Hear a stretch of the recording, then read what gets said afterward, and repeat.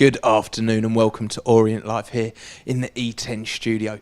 The O's are looking to bounce back from Tuesday night's defeat against Oldham, and we travel to Walsall today as we look to pick up another 3 points in this Richie Wellens era.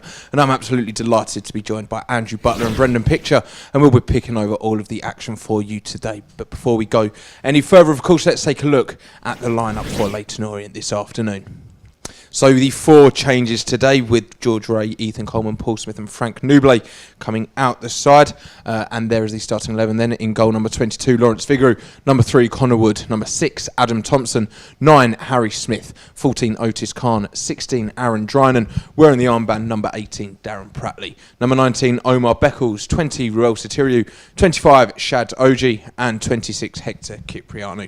And on the bench, Sam Sargent, Frank Nublet, Matt Young, Dan Nkrumah, Jordan Brown, Ethan Coleman and George Ray. And Paul Smith is missing from the squad this afternoon as I believe his wife is close to giving birth. So best of luck and congratulations, Paul. Hope that all goes well for you there. But there is the starting lineup for this afternoon's game. And Andrew, it's a big test for them now. Seeing how we'll bounce back from that first defeat under Richie Wellens. Yeah, and it's important to bounce back because I think we all know that Tuesday night was quite far away from where we want to be. We've had a hugely successful spell under Richie Wellens, and we just don't want that losing mentality to creep in any way whatsoever. So of course Tuesday was a disappointment. Great opportunity to kind of put that right this afternoon against a team who are beatable but have had a reasonable run of form in a similar vein to us.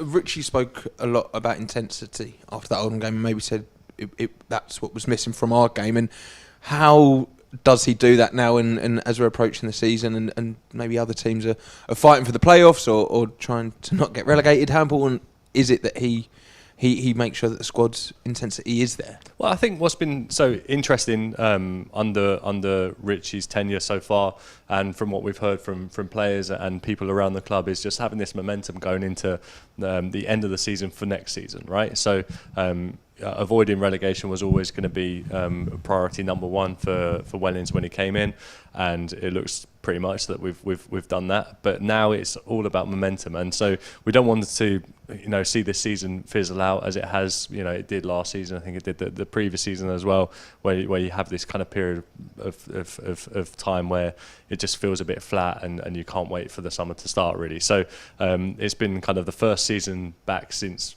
well, pretty much uninterrupted, let's say, due to the pandemic. Of course, we had a long period of time out without games, but with fans back in the stadium, it feels like the most normal season we've had in 3 years. So having that period now where we can kind of strive towards the end of the season in good form really means a lot. And having heard from players in recent weeks, they all know that as well. And Richie described on the Lowdown podcast, he said about how when we get safety confirmed, it'll almost become pre-season, and he's made another 4 changes today. He made a lot of changes on Tuesday night. What do you make of those changes, and what do you think he's trying to do? Yeah, I think the expectation now is that, like Andrew says, we're building for next season. We're putting the building blocks together, and we're seeing who can play and who's reliable in this system that he's put together. And I think it is a case of it's still going to be tough because there's still not been a lot of time on the training ground. But with every game and with every training session, you're going to keep seeing more and more different things that Richie Wellens is going to implement. And I think next week is also going to be a massive one because it's going to be his first week on the training ground. But yeah, I think it is a case at the minute of just kind of getting together, seeing who he can rely on, who maybe is going to be key for him next season, and perhaps even who may not be with us next season. So I think there's still a lot to play for these players because effectively they're fighting for their futures, some of them. And what do you make of the lineup that he's opted for today then? Yeah, I think we're a bit stronger in central midfield perhaps. I think Darren Pratley coming in, he's had a real renaissance under Richie Wellens, and I think he improves that central midfield. And I expect Otis Khan to play as one of the eights as well today, which makes us a little bit stronger in that position. He'll obviously be the more advanced one of that three, but we'll have an extra man in that central midfield, and that was somewhere I felt we really struggled on Tuesday to dominate the game from. And Harry Smith keeps his place up top. Obviously, as Brendan said, Otis Khan, he played at right back on Tuesday night, but he'll probably be getting involved further up the pitch. Do you think Richie's still trying to work out maybe his best attack because he's got so many options? I think it's a part of working it out. I think he kind of wants to try different stuff as well, especially now that we're all but safe. I think with Theo out, you want to kind of keep probably those three, Dryan and Smith and Sotirio, looks like on paper the strongest three that we've got available to us. I don't know if it's him trying out anything new. I think it's the most pragmatic thing that you can do in a game like today, having Dryan and there on the right, Sotirio on the left, and Smith up top. It's a combination that has scored goals so far this season, and hopefully will again today. So, what do you see Otis's role as today then in that lineup? Do you think it will be that front three together with Otis more in the midfield as we saw against, I think it was Harrogate, or what do you expect from him? I think probably more in the in the three in midfield. I wouldn't be too averse to kind of see him pushing like further and further up the pitch, but at the same time we saw in our game last Saturday that Darren Prattley is also more adept or equally adept at pushing forward as well, and he's kind of been given a bit of a license as well to push up when he's been required to. So that was impressive. I think there's been a real turnaround in his form as well. So hopefully we can just go out there and given the nature of the game, us in 17th playing against a team in 16th will be one of those end of season games where it's kind of all guns blazing, everyone's like up for it and just wanting to go out there and express themselves. And sticking on the Darren Prattley just for a moment, as Andrew said there, he has had a resurgence in form, but we spoke a lot as well about that partnership he built in Richie's first or in a couple of games with Hector and how good they were together. Do you think we missed that on Tuesday night? Yeah, I think no disrespect to Ethan or Hector, but I think they're too similar perhaps to play alongside each other. I think you need something a little bit different with one of the other, and I think Darren Prattley comes in and he gives that experience, that leadership, and maybe that extra kind of, he pushes on a little bit more than those two do, rather than Ethan Coleman and Hector kind of both sit and doesn't give us that kind of edge to try and control the midfield. So yeah, like I said, Darren Prattley has really improved recently under Richie Wellens. I think he did a great interview with you guys last week where he spoke about how he's finding his role now and how he feels a lot more comfortable on the pitch, and I think it's definitely showing. I think it's a key change today, and hopefully it will make the difference from Tuesday night's defeat. It was a fantastic interview from Darren last week, so if you haven't seen it, do head over to our YouTube channel to watch that one. But looking at what they're going to have to do for the defensive line as well, it's a back four we're quite familiar with. They were quite fairly consistent in those wins we managed to pick up under Richie, and maybe they something that Richie's trying to get to really know each other's game and take that into next season potentially. Yeah, I mean, I think to be honest, next season is, I think, going to still be another proposition entirely, because we have to remember that Tom James is probably the best footballer that we've got at this club, and he will be coming back next season. He looks like he's doing a bit of light work in training at the moment, so he will be coming back and he will be playing on the right side of the defence, or whether or not we make those changes again and push him into a more of a like right wing back role, but that's next season's problems, let's say. So Thompson's done a really good job at right back, hasn't really made any mistakes. I think it's been an interesting role for him, because he is much more of a recognised centre back. But filling in at right back he's done a really manful job there. And Connor Wood, I think you mentioned on Tuesday on the stream, Richie Wellens is getting a tune out of Connor Wood more so than he was under the previous manager. So that's been really positive. That's been really good to see. And Beckles and Oji in the centre back roles, I personally really like them two together. You can see that Shad is kind of getting. Occasionally getting coached through games by Omar, because he's got that bit more experience, but we also saw at the end of the game last week, or maybe it was the previous game, where Richie Wellens was talking about the style of football that we're playing, which is giving it short from goal kicks, and Beckles is the man trying to bring the ball out of defence. And so it's an interesting style of play. What was interesting is Richie Wellens saying, look, it will not sometimes be perfect. It won't be perfect, and sometimes it might go wrong as well. So he was kind of asking for almost like getting on the attack already, front foot forward, making sure that fans know it's, it might not always be perfect if we play out from the back, and we did against Oldham. We haven't been caught by it yet, and it's natural as a fan to kind of be a bit nervous, because you're like, oh, what's going to happen when you play it short. But Beckles has been kind of that one who has kind of like been a real bright spark in taking on those new ideas. Let's take a closer look at Omar Beckles, Andrew, because he's been a stalwart since Richie's come in, and do you feel as though he really trusts him, and he's a big part in what we're trying to do as well? Yeah, totally. I mean, what he brings is a calmness to defence. I personally really like him as a centre back. It's interesting, like I was saying about kind of Richie Wellens' style of football, playing out from the back, trying to beat the press from defence. Omar is kind of incredibly crucial to it. He'll make the big challenges, he'll win the headers, as in when it's needed, and he just offers a bit of calmness on the ball to kind of set the midfield and the attackers up to start their play.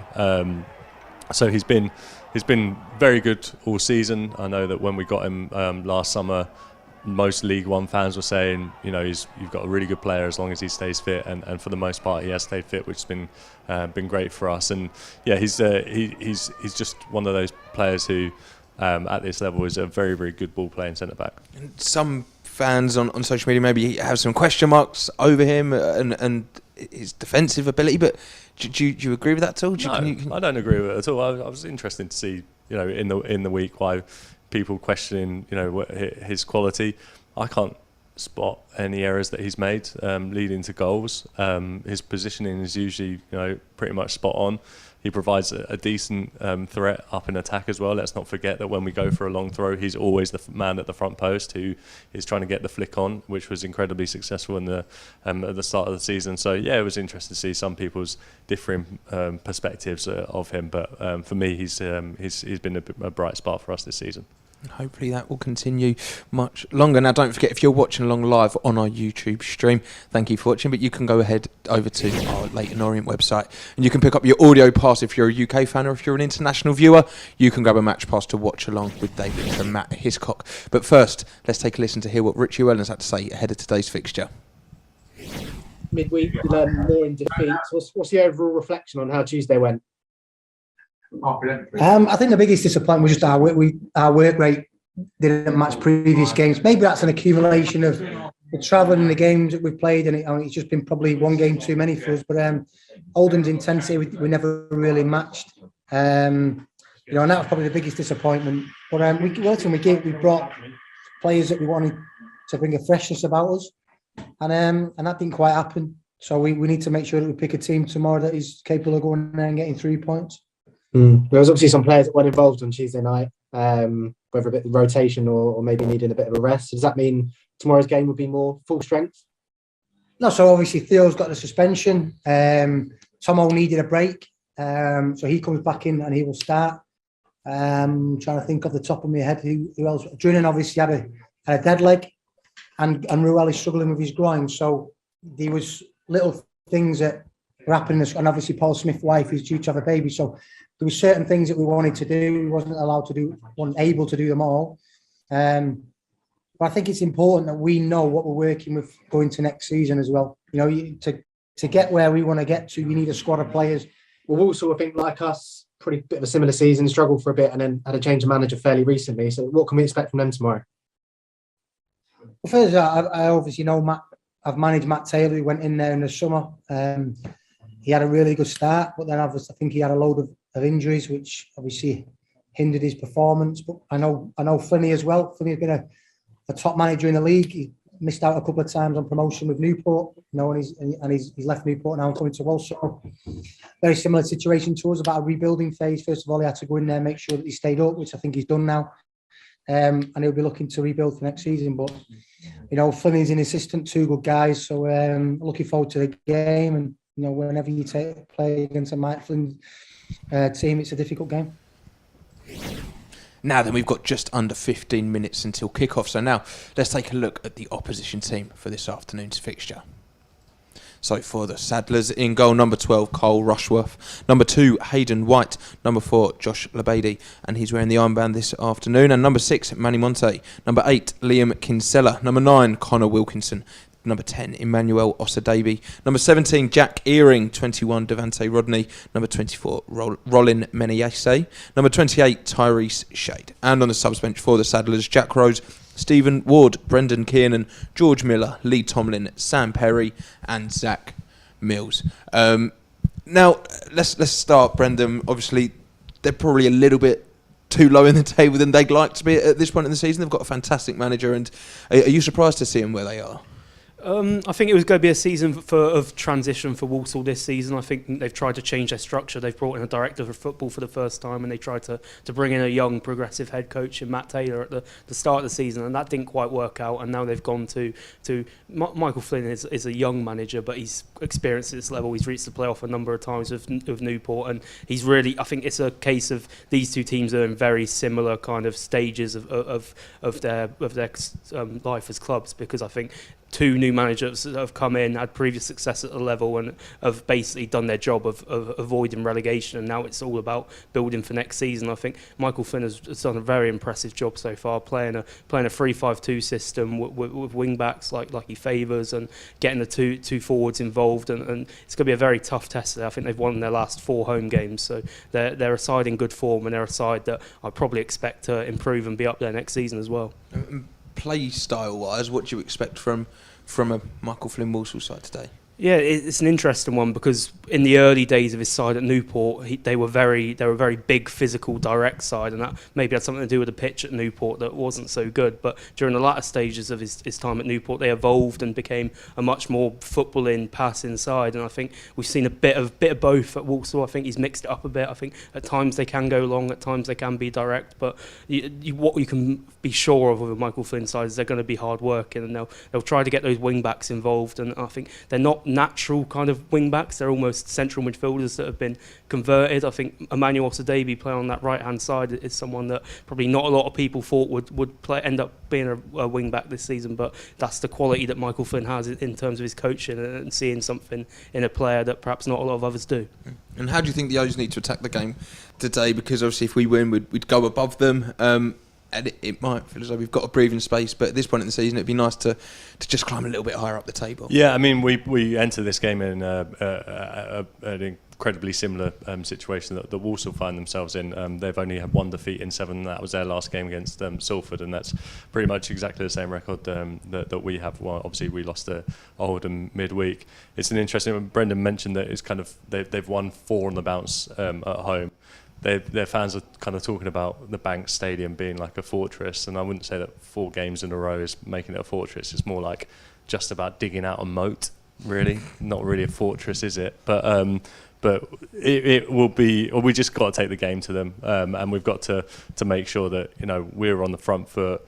We've got the quality and the ability to beat this team. But it'll be interesting to see how they play. It's a markedly kind of different way that they'll probably be playing than we did earlier this season. And there's a few recognisable names in the lineup. There's one familiar face, of course, Brendan.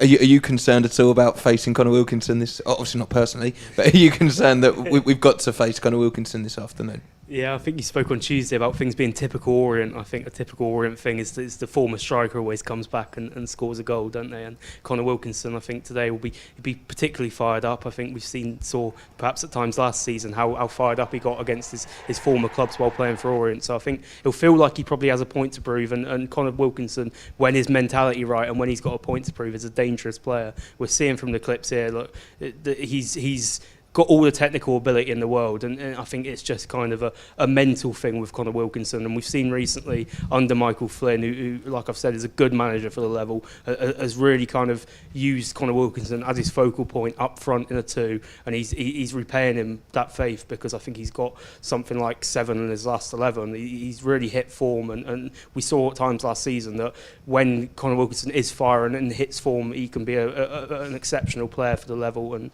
I think at times earlier in the season, he probably wasn't having the best time of it. I think stop there, because that's just a ridiculous goal. That's Puskas. That's Puskas worthy. Surely, you've spoken about it, Brendan, but that quality he has, Andrew, is it's undeniable, and we saw it here, and you almost wish that you saw more from him because you saw glimpses of just what he was capable of. But do you think maybe, obviously, you've got Adam Thompson in the back line who might know a bit of what he's about, but our defence will have a hard time keeping him quiet? Yeah, it was funny with Wilkinson when he was here, because as Brendan said, his ability it was undeniable. I was personally such a fan of his. He was scoring goals that we didn't really see from other players. I think it might have been, was it against Carlisle when he lobbed the keeper from Vigouroux, when it was like the most glorious Route 1 goal you'll ever see. But fans occasionally would get on his back, and I'd be like, you get my Wilco's name out of your mouth, because I was always such a big fan of his.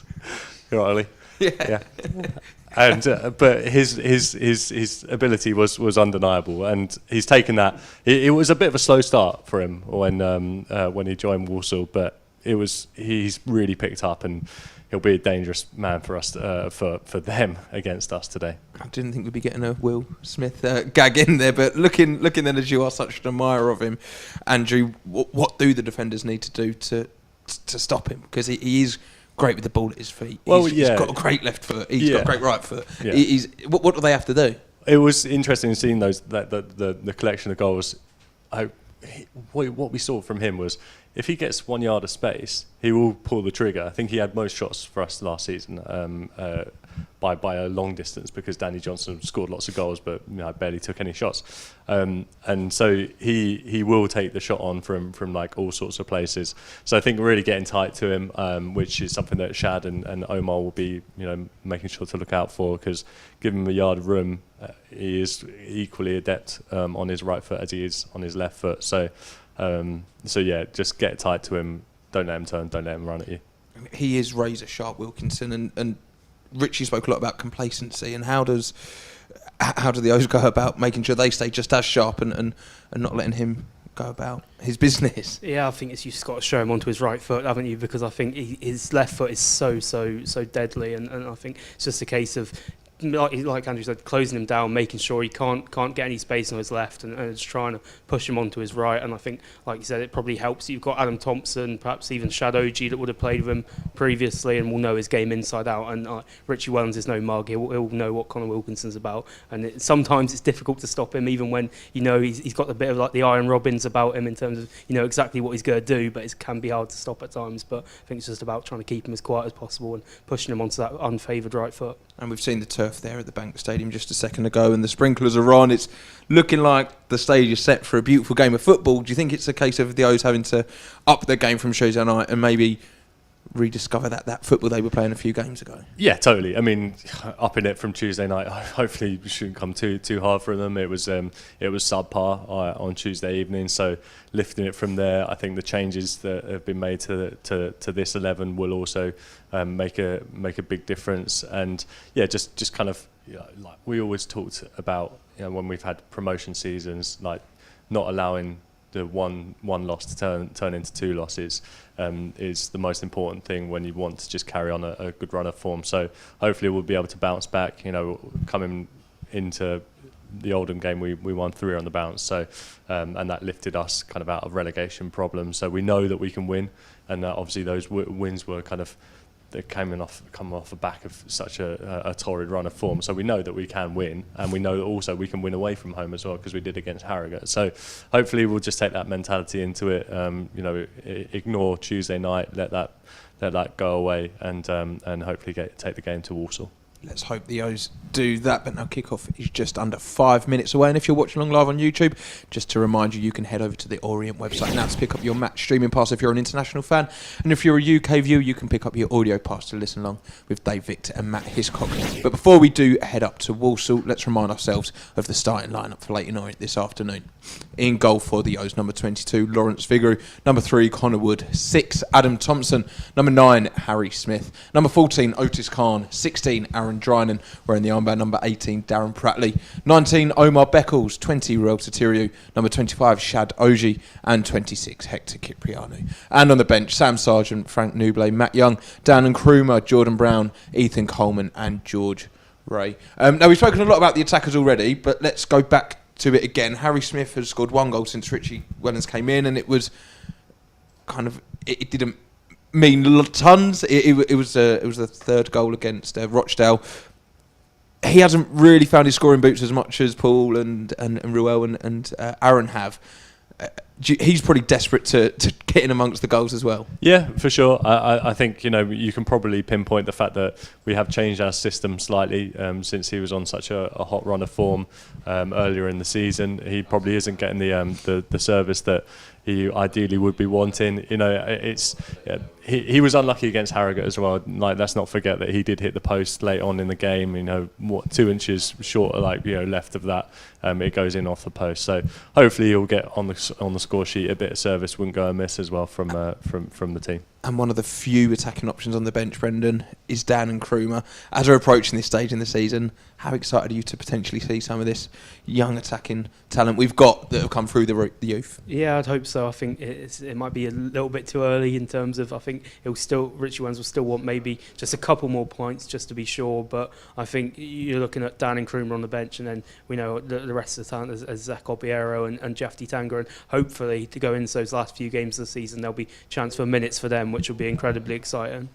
Well, kickoff is very nearly upon us, so it is time to head up to the Bank Stadium and join our match commentary team of Dave Victor and Matt Hiscock.